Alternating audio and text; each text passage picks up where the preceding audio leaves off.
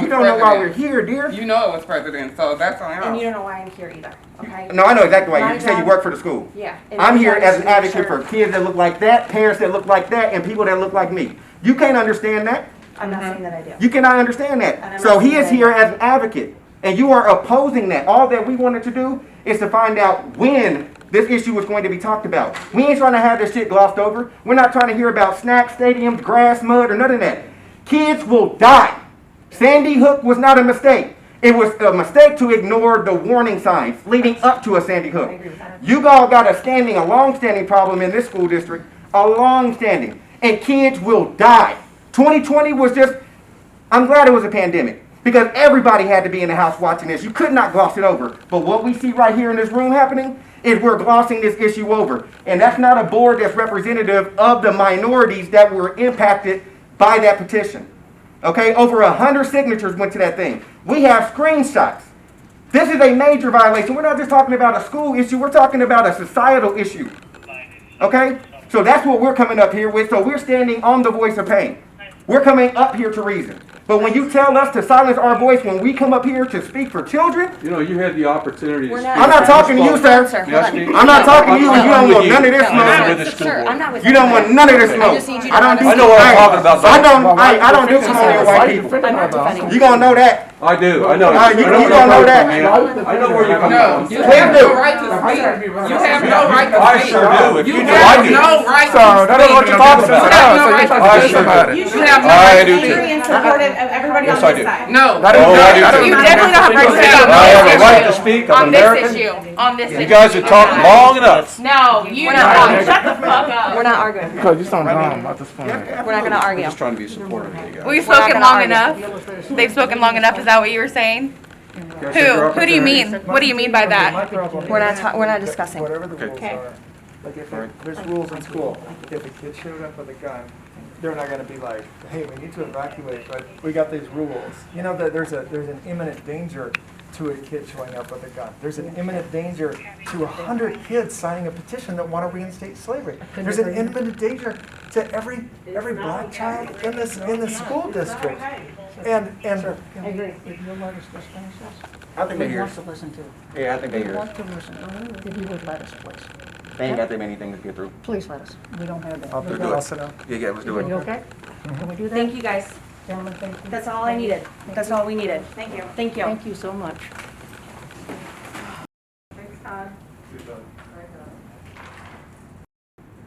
Can I do it in a year? No. Can I do it in 5? Probably not, because it's taken us a long time to get here.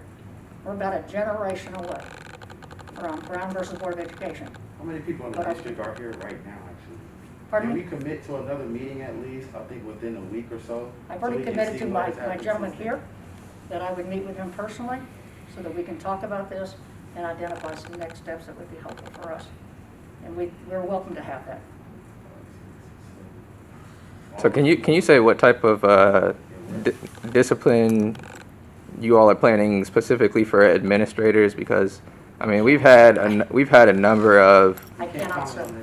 So you can't say. I mean this is something that's been going on. This is not the only incident that has taken place where black students have undergone racism by teachers, administrators, and a number of students have actually said that.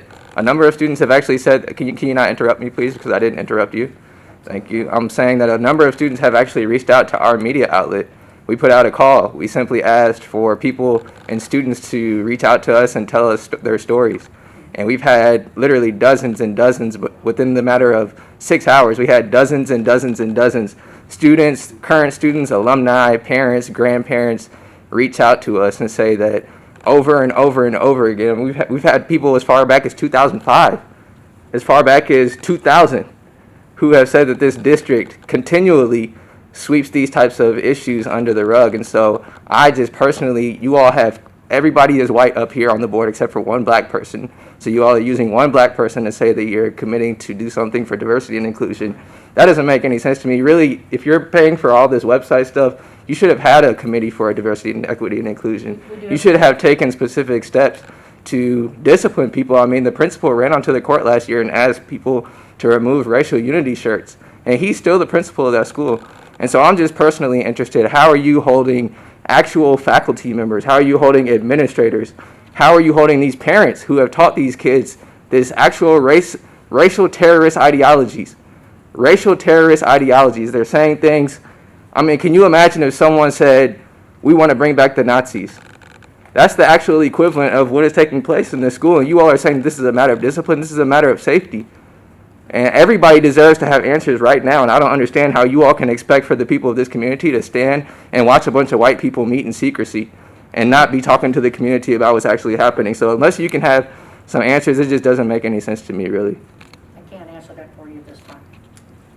That will start to give the black community the impression that you actually care. Yes, sir.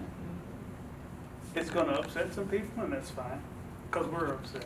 Mm-hmm. But you can't just say, well, we're working on it, because you've been working on this since 2015. It's time to stop working on it and put a fix in place.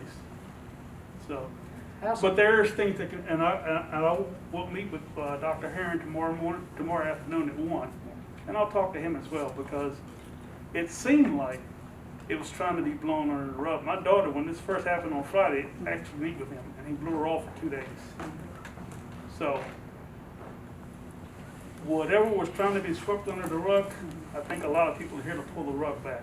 But there's things that can be done right now, but you have to be willing to do it. I asked a question because we wanted to hear from you also. I've got a student that's here.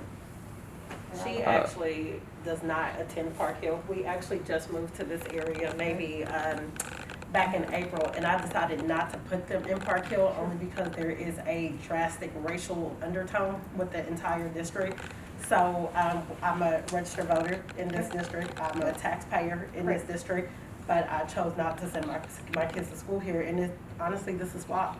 You know, you have the situation with the volleyball team, and I just feel like you all are just kind of like sweeping it under the rug. It's best to stay in front of these issues. We shouldn't have to take the time off to come here and demand that you treat our kids the same. I would never trust her with your district. I mean, I wouldn't.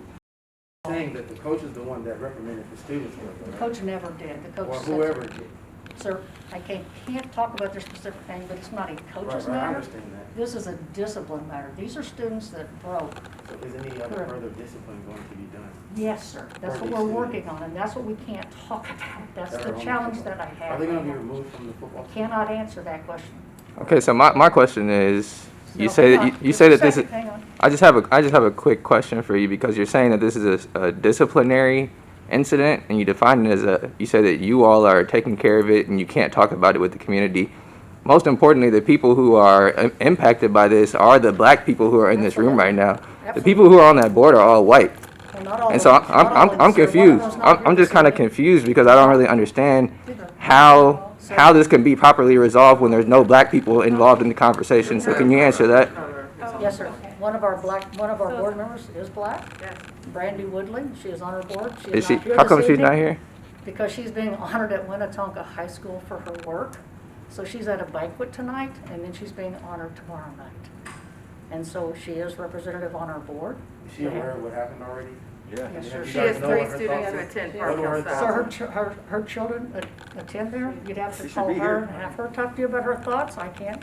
I'm talking about today. What is the district going to do from today here on? What's going to happen? Because right now it's like a new stalemate, I think. And people are wanting to know, like, what's going to happen tomorrow? What are you guys going to do tomorrow to start the ball rolling on a new age and a new phase for Park Hill School District? Because it's not acceptable for our community right I think we started that ball rolling. I think we started that ball now. I don't rolling. think by- that ball's working. I don't think Okay, that's rolling. may I finish, sir? I think that's where the disconnect Sir, is. I know, but please let me finish, maybe I can answer some of your questions, okay? I want to be respectful. We did hire our Director of Access, Inclusion, and Family Engagement because we think that's a critical piece of this. I think Dr. DeYoung is very critical to us. That's why this week she has been working with Dr. Herren at Parkville South specifically, and been doing nothing but listening to our students, listening to our teachers, and understanding what it is that they need right now.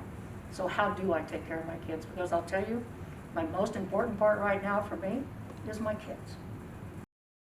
It's not going to happen at the pace that any of us want it to happen because, like you said, this is institutionalized and it's difficult to overcome. but I promise you that we will make greater strides in addressing this. So you said the racial demographic makeup of the board does not matter? It does matter, but it's often outside our control because we're elected by the people of our community. So even if we were all white, even if we were all black, it is our responsibility to correct this, no matter the color of the people sitting at that table. Okay, so It is our responsibility. And the more inclusion we can get in that, the more representation we can get in that, the better the conversation is going to be and the quicker it's going to happen, the change is going to happen. So my question, But we're not often in control of that. got you. So my question is, because of the existing racial demographic makeup of the board, where you only have one black person and she's not even here tonight, how can you all possibly expect to come to some type of reasonable solution that the black community would be okay with if the black people aren't even in these rooms that you all are having these conversations? And that was Dr. Coward's point. We're having a lot more rooms and we're having a lot more conversations and we'll be bringing more people in and we'll be hearing from a lot more people. It's not, that's why I hesitate to bring up Brandy. It is not her responsibility because she's a black member of our board to change this. It is all of our responsibility and it's going to require all of us and a lot more voices at the table, So and a lot more conversations and a lot more rooms. Yeah, I absolutely agree with the fact that it requires more tables, it requires more people brought into from the community, but what I'm saying is right now you all continue to call this a disciplinary incident instead of a public health crisis, instead of a call for black genocide, instead of a call for racial terrorism.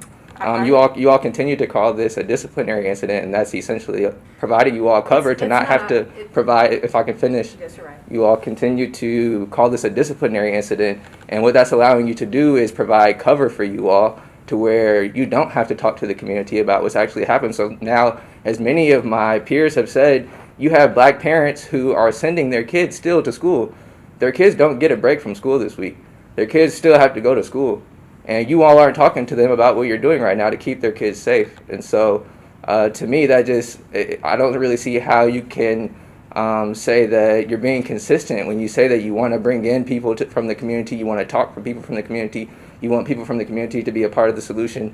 But at the end of the day, you're calling it a disciplinary incident and you're not talking to anybody about what's actually happening behind the scenes. I agree. How on earth do you expect these students to ever feel safe without an immediate expulsion of the perpetrators? Yeah. And you can't talk about John Carr too, or what's the name of the principal too? Parkville. I can't Mr. legally Carr. talk about that. What our issue has to be is what else can we do to make the students, everyone else, feel safe? And Is there anything you can do if they know there's 100 kids that have a violent racial genocide mindset? What reassurance do you give them that there's 100 kids walking around that would like to see them enslaved and tortured and brutalized? I can't think of a scenario with those kids still in that school where a black child would feel safe. Okay, because we keep talking about like protecting all the children, but white children are already protected in the situation. What are you going to do to protect the black and brown children specifically right now? And that's what we're working on with Mississippi On. And that's Can what you she's give working on. Can you That's what give an Mississippi answer On's today? working on. Can you not give an answer today? I haven't, honestly, I haven't talked to her today. I'll be frank with you.